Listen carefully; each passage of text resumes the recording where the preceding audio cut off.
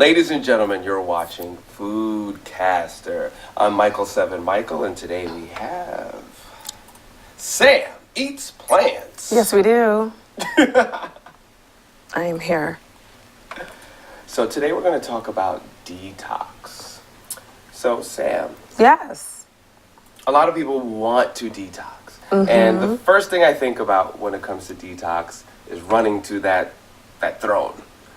Take some stuff, and you're just sitting on that for hours, and it just ruins your life.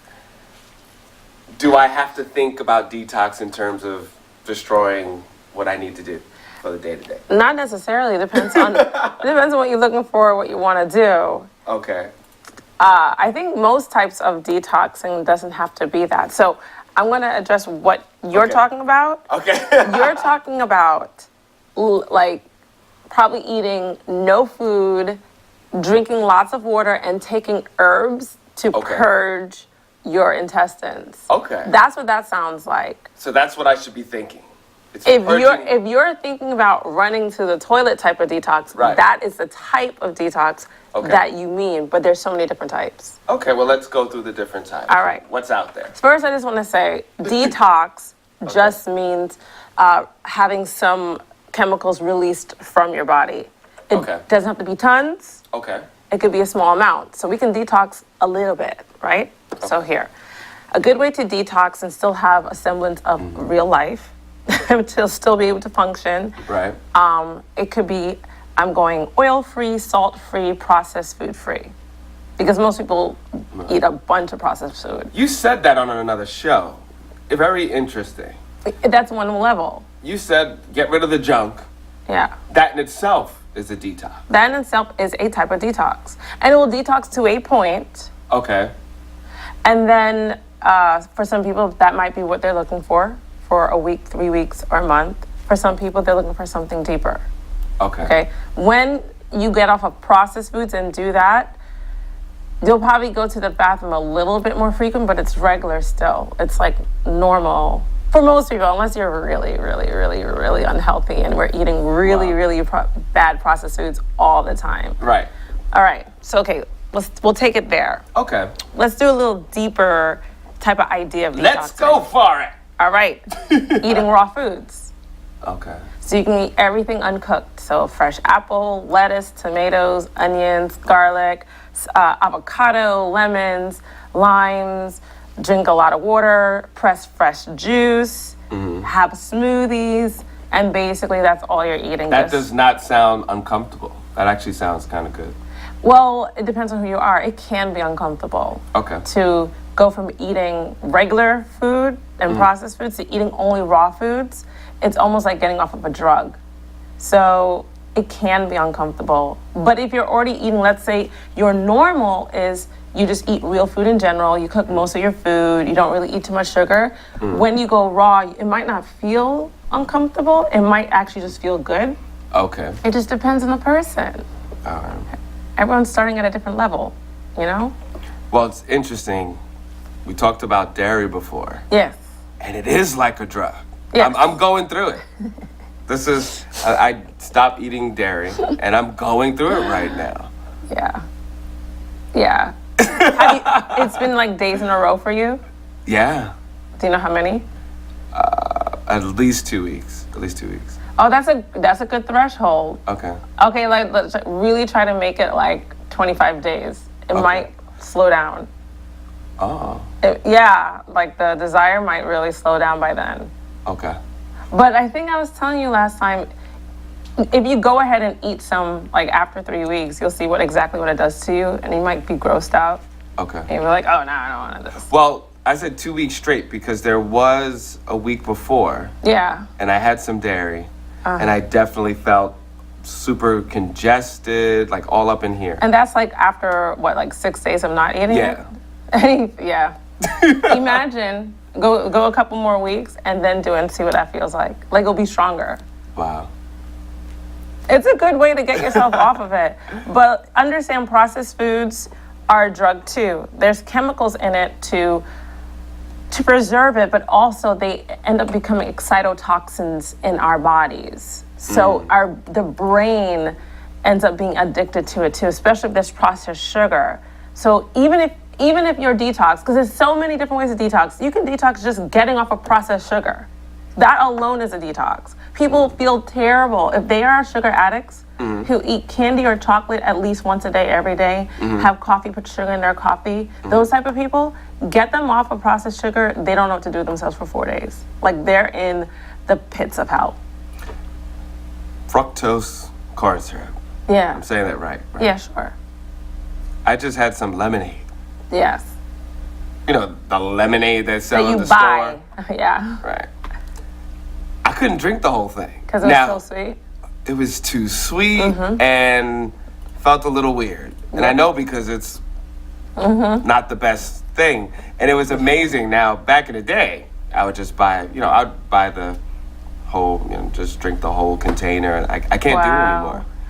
No. When you get off of these things long enough and then you reintroduce it, it's so eye-opening. And you start asking yourself, I was doing that to myself? Like, wow. That stuff is real. Yes, I know exactly what you're talking about. I've been through that. I can't drink juice, like processed juice. Okay. I can do fresh pressed juice. Okay. But like store apple juice, like it's disgusting to me. It feels like the sugar is sticking to my throat. Even just regular apple juice. Orange juice, the same thing. It's disgusting to me. If I have fresh orange juice, I love it. It tastes wonderful. But it's hard for me to, and those two things, those apple juice and orange juice, they don't even have sugar added to it. But I guess the cooking process or something, I'm not used to it anymore. So yeah, it really helps if you push yourself, even if it's just one item, push yourself that one item for like 3 to 4 weeks. And it can really at least show you what it's doing to you and can help you continue on that path.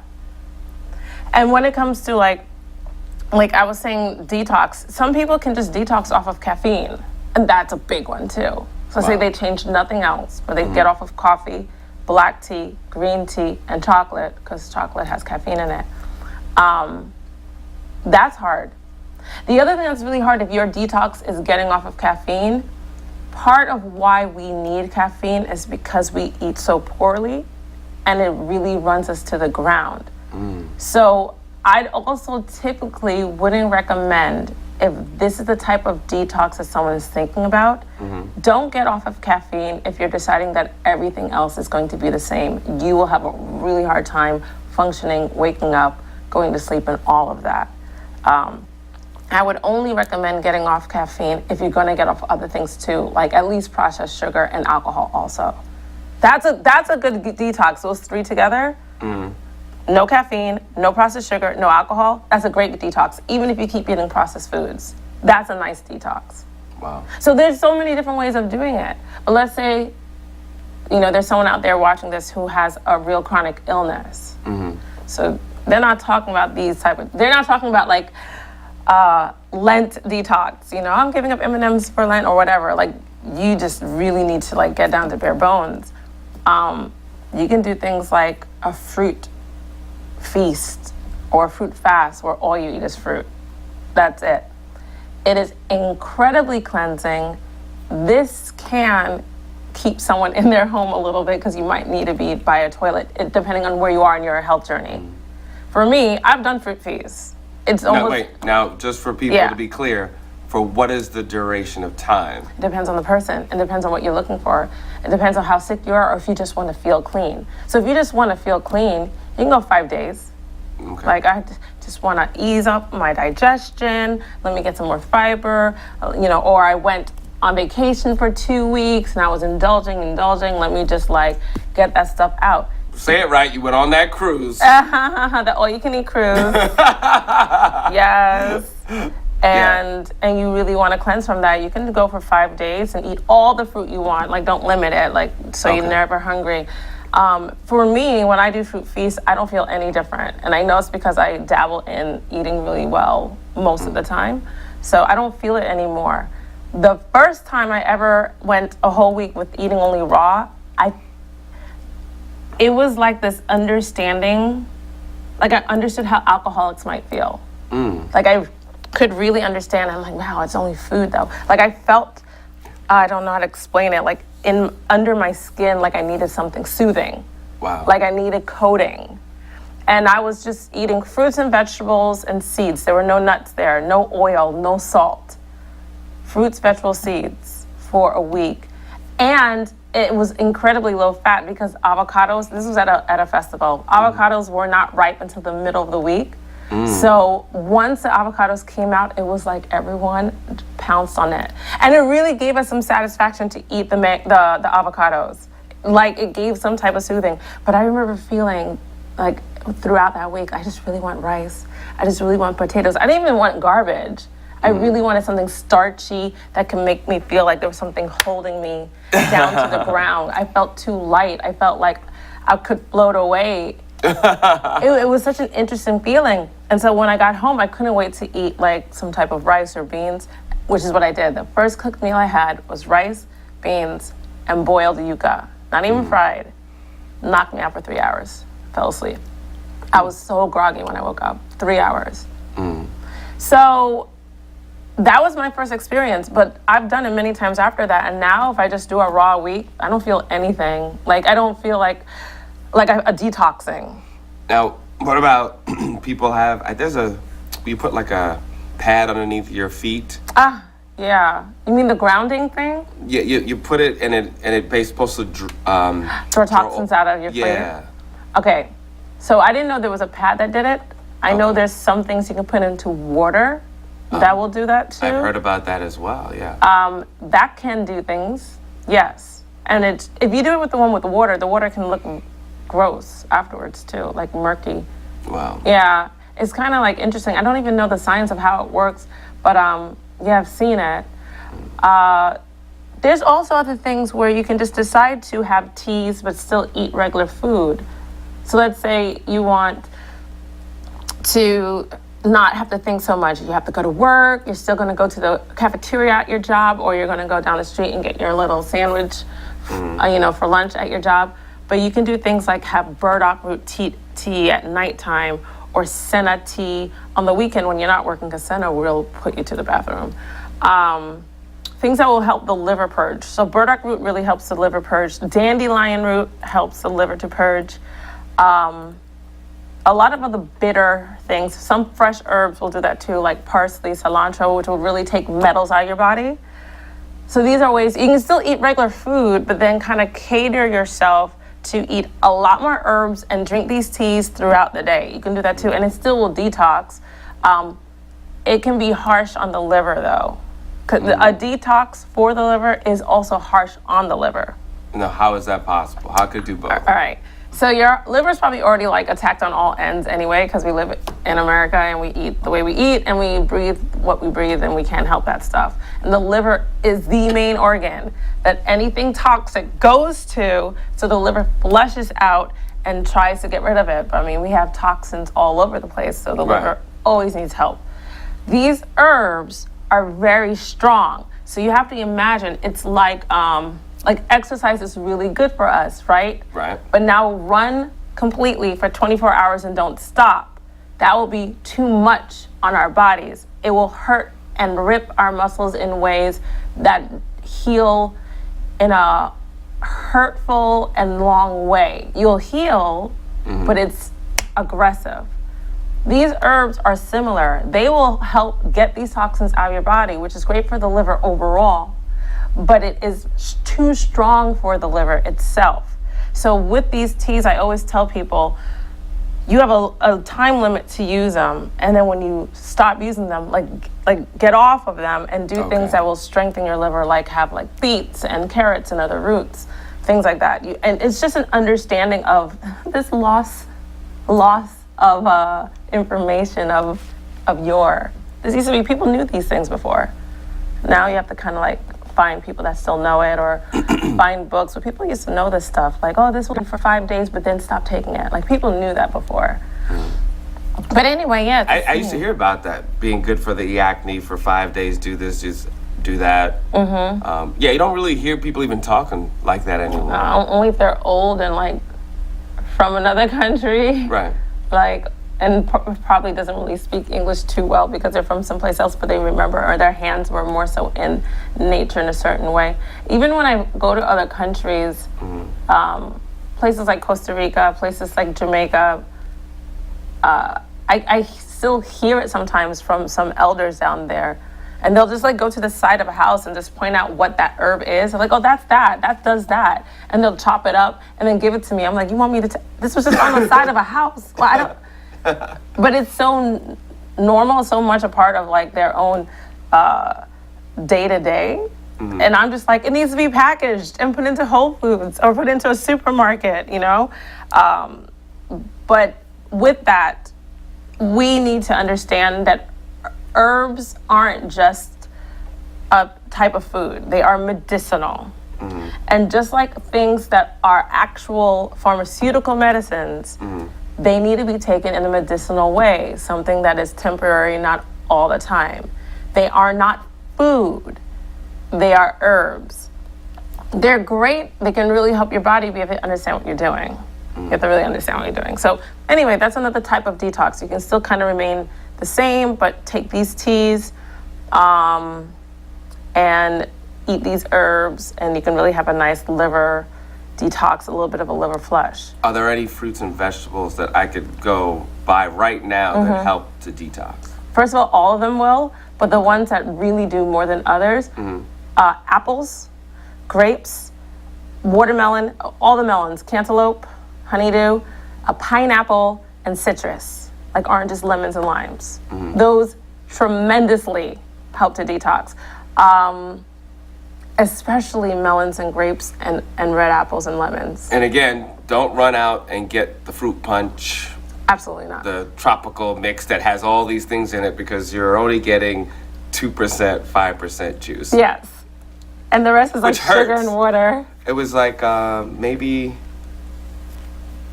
a year and a half ago that someone was like, don't buy that juice. It's only 2%. Don't try to. And I never looked at that. I saw juice. Yes, I'm guilty. I just saw juice, and I bought juice. And it says juice, and then you read the front, all natural, or natural blends, natural flavors. Yes. Those are the key words. Natural flavors. And then if you actually turn it over and read, Yes. 2%, 1%. Yes. No juice. No. You're not getting any. It's like water and fake sugar, not even real sugar. It's estimated that one of those like cranberry juice cocktails, because that's the real name if you ever look at it. It's not cranberry juice. Okay. It's cranberry juice cocktail. Cranberry juice is incredibly bitter. Right. Okay. So one of those big bottles, standard bottles of cranberry juice, it is estimated that there are about 6 actual cranberries in it. 6. 6. That is the estimation. Wow. Yeah. Tons of sugar, some food coloring. And that's estimated, so that means it could be 4. It could be 4. Something like that.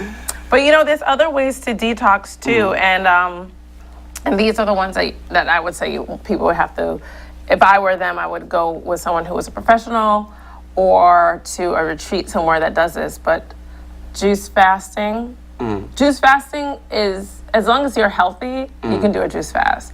If you already have a medical condition, I would be monitored on a juice fast. So whether you go to some place, a clinic or whatever, but juice cleansing will really detox. And then of course there's water fasting, which is the same thing. Like go to a place where you can be monitored on a water fast, especially if you are sick in any way. If you're not sick in any way, and you want a water fast, I'm still not a big proponent of it unless you're already into that stuff, unless that's already weaved into your lifestyle. So I know I can do a water fast for 3 days, and I know what I'm looking for. I know what to be mindful of if I feel a certain way, because it's part of my lifestyle. But I wouldn't recommend just anyone just doing it willy-nilly.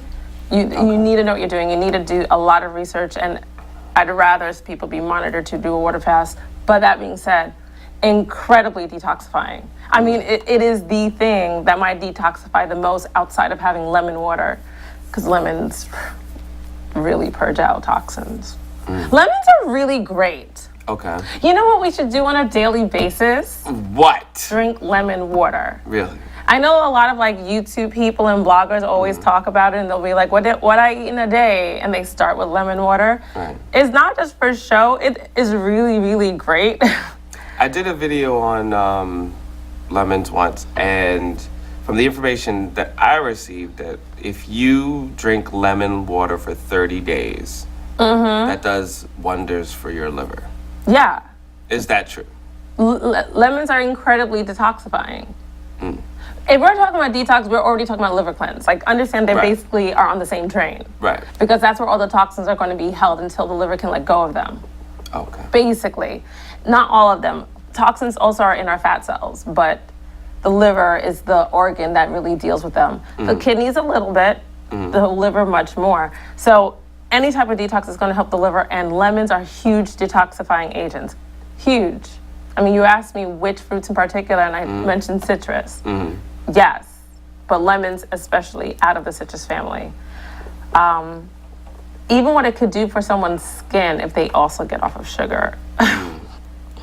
But yeah, incredibly detoxifying. That's another way to detox. Let's say you keep your diet, however cruddy it might be, but make yourself drink 32 ounces of lemon water. Use at least a half of a large lemon or an entire small lemon in that water, and try to drink that down.